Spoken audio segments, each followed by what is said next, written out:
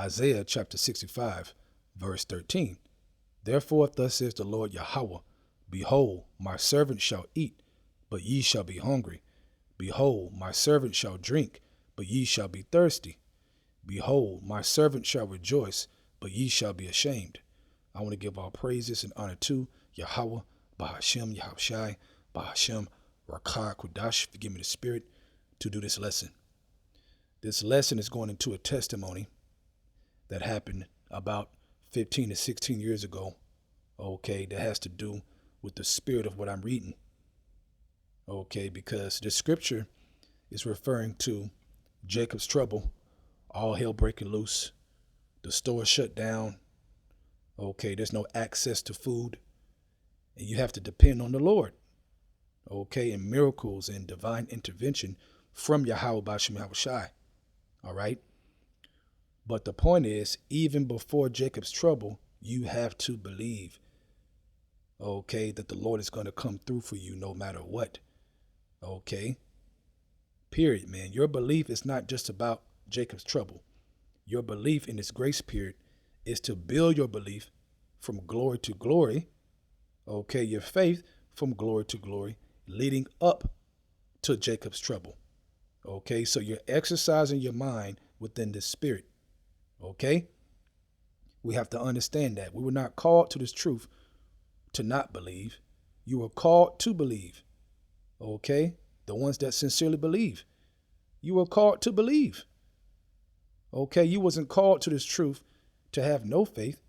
You was called to this truth to have faith and to increase it in the spirit and belief in Yahweh Bashem Yahushai. Let's make that clear. That's very important to recognize, man. Okay? To acknowledge. All right. Now, let's go into the testimony. As I stated before, it happened 15 to 16 years ago. Okay. And I was teaching in Fort Worth. I had a camp in Fort Worth, me and my brother. Okay. Before I became part of the Dallas camp. Okay. Before that. All right. We had plans just to visit back and forth, go to Dallas 1 week, fellowship, maybe once a month, twice a month. So in Fort Worth, it's totally different, man, the way they operate. So we were going to jail a lot, teaching, doing this work in Fort Worth. Okay, they're different, man. All right, when you have a cop while you're teaching, okay, go to your ear, close to your ear, and say, you nigger, it's a different ball game. All right, and I'll tell more jail stories in the future, Lord willing, because I have a lot of them. Okay, but I'm going to deal with this testimony here. So one day it was time for camp, okay, on camp day. And pretty much we were in a rush, so I didn't get to eat no food. So I was in the spirit like, you know what? I'm going to serve the Lord and I will eat afterwards. I'll be good, just tough it out. And you got to do that, in this truth, man. Okay, got to be strong. So I toughed it out. And right before camp closed, we got arrested. Okay, on some bullshit. They arrested us. All right.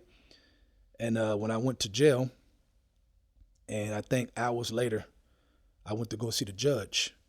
It was me and like maybe 12, 13 other guys. Okay, so we're in line to go see the judge. And when we go there, the judge is calling one by one, individually at a time, and telling the charge and, what the judgment is, et cetera, et cetera. So when he called me up there, he's looking at the ticket and whatever he's looking at face down. So I'm sitting there just waiting. He ain't looking at me yet. When he looks up, when I tell you this man's face, this Edomite's face was like a red jalapeno, man. It was glowing red, man. Okay. He might have been the first Edomite created.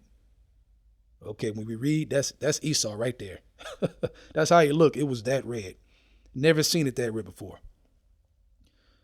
So he looks up and he goes, calling the white man the devil.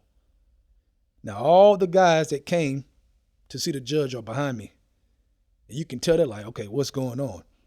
So I'm trying to explain myself to him. He's like, calling the white man the devil. And after that, I'm trying to explain again. He ain't letting me explain. Basically, you full of shit, nigga. You going to jail. Pretty much is how he treated me. And he goes, 4 days in jail. I'm like, 4 days? I'm thinking I'm finna go home. He gives me 4 days. Now, 4 represents mercy, right? So at the time, I wasn't thinking about that at the time. I'm just like, 4 days in jail. This is bullshit. I got a job to go to. I got to call my manager. Got to call, you got to call people, make sure everything's straight.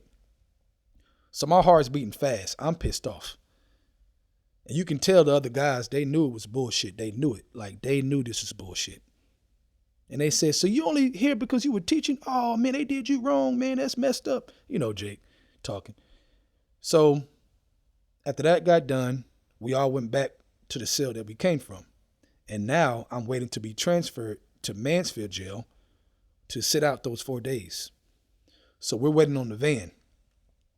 So the van gets us, drives us to Mansfield jail, and I go to the holding cell there. Now, at this holding cell, there's only one person in there, Issacharite, one person. So now it's me and him in there. It's like 1, 2 o'clock in the morning, and I'm starving. My stomach is turning. I'm just like hungry as shit. Because keep in mind, I haven't eaten yet all day, pretty much, okay? So they come in with the lunches for me and him, the sack lunches. Okay, so they give me the sack lunch, and all I have is it's the brown paper bag lunch. All that's in there is a carton of milk, the school carton of milk. Not gonna drink that bullshit. They had a bologna sandwich with cheese. I wasn't gonna eat that bullshit. Okay, but the Issacharite, he wanted the sandwich, so I wasn't gonna argue with him, though it's pork. I said whatever here, And we had the grandma cookies that come in 2, right? So it's a pack with 2 cookies in there, the grandma cookies, chocolate chip. So at the time, I'm like, okay, I'm going to eat these, man. This is the only thing I want to eat in here, man, nothing else. So I put the cookie down. I didn't open the package yet. I just sit it down, gave him his sandwich, right? Had the carton of milk sitting there, wasn't going to drink that, and I balled up the paper sack that the food came in and set it to the side. Just giving you all the reality. Everything that happened, man. I don't want to miss nothing. And so I'm looking at the sky just thinking like, damn, I got to call my job. I got to call, my responsibilities I'm thinking about. I'm thinking about how the fuck I get here for 4 days. It's bullshit. All I can see is that Edomite face in my head calling the white man the devil. That's all I can see for a minute. So I'm mad, right? So I'm looking up, right? And as I'm looking up thinking like, man, this is bullshit, all of a sudden I hear a sound. Okay, like something fell out of the sky out of nowhere. Okay, like a paper, like you can hear, it's a sound I heard.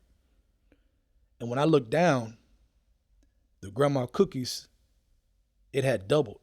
Now there's 2 sets of grandma cookies, man. So it doubled. So I'm like, what the? Because what made me look down is I heard it fall. That's what made me look down. Before that, I'm just pissed off looking at the sky like, fuck, what I'm going to do? A little worried, which I should not have been worried. You got to have faith in all situations. Okay, but at that moment, I was kind of like, damn. And it's truth, it get that way at times. So when I seen that the cookies doubled, I was trying to process what I just saw. And I picked it up, and now I'm holding 2 cookies. And I'm looking at the Issacharite. He's really not paying attention. And I asked him the question. I said, hey, because my mind is really like, I'm amazed, like beyond belief right now. Like I'm just like out there. So I asked the Issacharite, I said, hey, was there any other food in here when I came in here? Even though I know I heard it fall, I know I seen the doubles. I know when I put the cookie down, there was only 1 package. I know that. I was that starving. I made sure it was in that bag and I took it out and balled up the bag. Okay. But even then I still was like tripped out. So I asked him just to ask him. And he was like, man, if there was more food in here, I would have ate it already. That's what he said, laughing, we was laughing about it. And I was just stunned. So I ate them cookies and I was happy as hell, man. And after that, they came in there and took us to the other cell, the main cell, right? And then from there, my spirit was so lifted. I didn't give a shit I was in jail no more. I didn't care about my job no more. I didn't give a shit about nothing. I was like, I was serving the Lord. I got arrested. Forget them. I'm going to go in here and teach. I was on fire. Okay. And that's when I start teaching in jail, and the whole jail cell, I'm talking about everybody, was coming to me, crowding around me, asking questions in the spirit. And behind the plexiglass, you have like the officers. They're watching what's going on. So they come in the room and say, what's going on? What's going on? They're thinking like we doing some conniving stuff, doing some bullshit. And they telling them, man, we just listening to him, man. Ain't nothing going on, man. Stop tripping, Jake. So they said, okay, we're just checking, because it looked weird how everybody started crowding around me. But the spirit did that. Okay. And, I was teaching them. I was drawing murals around the wall, right? I had drew a mural on the wall of chariots and missiles and the city. I'm talking about a whole wall, because they had pens in there. So I got one of them. So I started writing pretty much on the whole wall, spaceships, military troops, walking and driving Humvees, and missiles with Russia on it, missiles with China on it. I drew a missile with Iran on it, like nukes. Okay, and I'm drawing the city of Dallas. And they're coming asking me all these questions like, why are you drawing that? What's that? Why you got a missile of that? What do you mean? So you mean to tell me nukes gonna come? And so I'm asking all these questions. And then they're telling their homeboys in jail, hey, man, come over here, man. This dude talking about some crazy stuff, man. Come over here, man. It's tripping me out, man. So that's how they all got gathered, because everybody was telling everybody what I was saying. Okay. And pretty much my 4 days was just teaching. Okay. There's more to it, but I'll stop it there as far as that. I'm sure I can tell some more stuff about that jail trip. But the main point of the lesson is the cookie doubled. Okay. And I was in a jail cell after the fact, sleeping. I was giggling pretty much, laughing in my head, saying, man, what if he gave me a steak dinner with potatoes and carrots and and a fancy plate, and the cops come in there, the jail guards come in there and see that shit, they be like, what the? I'm just thinking about, I'm meditating and tripping out, and overall just thankful, man, and more faithful. So for you brothers that come down here and visit Dallas, and brothers do it often, and you come up to me, you say, hey, brothers, brothers do it often. They give me praise about speaking about faith, over the past years very heavily, and the impact of it. And so part of my walk and part of me speaking about faith heavily, okay, is what I went through the spirit. Okay, the experience I have, okay, plays a big part of why I speak about faith so much, because of my experience. Okay, want to make that clear. All right. Now, let's go into, real quick, the Apocrypha, chapter 1, the Bell and the Dragon. And let's start at verse 33. Okay, this is after Daniel was in the lion's den for like 6 days at this point. All right, but I'm going to get to the point. Now, let's start at verse 33. It says, now there was a Jew, a prophet called Habakkuk, who had made pottage and had broken bread in a bowl and was going into the field for to bring it to the reapers. But the angel of the Lord said unto Habakkuk, go and carry the dinner that thou hast into Babylon unto Daniel, who was in the lion's den. And Habakkuk said, Lord, I never saw Babylon, neither do I know where the den is. Imagine that. He like, I don't know where this place at. How I'm going to get there? Okay, I don't know where Babylon's at, and I don't know where this den is at in Babylon. So I'm lost. I ain't got no GPS. Verse 36. Then the angel of the Lord took him by the crown and bare him by the hair of his head. Imagine that. Okay, he took him by the crown of his hair. Okay, think about that, man. The crown of his head, his hair. He grabbed him hard too. Because it says, and through the vehemency of his spirit. And when you look at vehemency, it's like forceful. Okay, urgent, forceful, quick, powerful. Okay, so he did it very strong. Okay, so Habakkuk was like, oh shit, you can imagine in real time, man. Okay, so, and through the vehemency of his spirit, set him in Babylon over the den. And Habakkuk cried, saying, O Daniel, Daniel, take the dinner which Yahweh hath sent thee. And Daniel said, thou hast remembered me, O Yahweh, neither hast thou forsaken them that seek thee and love thee. And we all got to remember that right there. If you seek the Lord, you must believe that he is. Okay? It's impossible to please him without faith. You must believe that he is. Okay? He will reward you for seeking him, man. Okay? He will come through. If you trust the Lord, he will come through, man. Yahweh Shem Yahushua is not a liar. Okay? And that testimony that I just spoke about, he came through for me. He knew I was hungry. He knew I didn't eat all day. He knew it. Okay? But when I look back, I'm happy as hell that Edomite gave me 4 days. Because if he didn't give me 4 days, I wouldn't be able to tell you, brothers and sisters, this testimony. Okay? I wouldn't be able to tell you. Okay? So when you look back in this walk of yours and what you have been through, think about that, man. Think about the things that would have not happened to build you up if the other stuff didn't happen. That's why you got to have faith. That's why you can't be discouraged by the sight and let that be the end all be all. Okay, have patience. Let patience have a perfect work. Go through the process because it's Yahweh Shem Yahushua doing it overall at the end of the day. He put the spirit on that Edomite to say 4 days in jail. Okay, the Lord did that at the end of the day. All right, so these things are written for our learning. That's why I went to the story. It's written for our learning. Okay. Verse 39. So Daniel arose and did eat, and the angel of the Lord set Habakkuk in his own place again immediately. Right, man. Forcefully. All right. By the crown of his head. He grabbed it again and boom. All right. Now let's end it on this. Matthew chapter 6. I'll get to the point. Verse 28. It says, and why take you thought for raiment? Consider the lilies of the field, how they grow and they toil not, neither do they spin. And yet I say unto you that even Solomon in all of his glory was not arrayed like one of these. Wherefore, if Yahweh Shem Yahushua so clothe the grass of the field, which today is, and tomorrow is cast into the oven, shall he not much more clothe you, O you little of faith? Right, man. So he's calling us to trust fully 100% on Yahweh Shem Yahushua. Okay? It says, oh, you little of faith. Stop overthinking. You either trust the Lord or you don't. You either understand that everything is in his hands or you don't.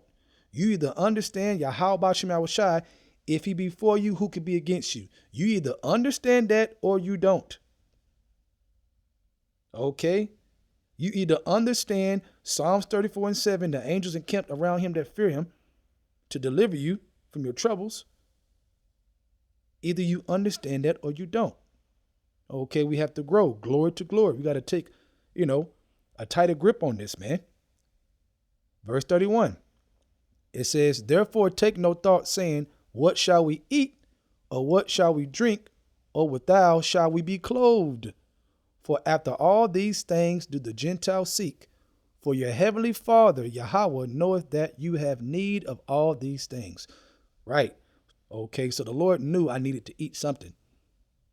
Okay. And really, when I think about it, that 1 pack of cookies could have been enough. Think about that. He could have just had me just eat that. And then, I would have to wait some more hours before breakfast. But still, he could have said that's sufficient, son. He didn't do that. He doubled the cookies. Talk about compassion. Talk about mercy. Talk about the care for his elect. Okay? And I say hope for elect because I still have to endure. All right? No matter what testimony I tell you, brothers and sisters, no matter what, if I don't finish, it don't mean shit. Okay? I want to make that clear. We have to finish, man. He that endured to the end, the same shall be saved. So I understand that. Okay? And we all got to understand that. All right? So through the Spirit, I hope you will edify through the Spirit.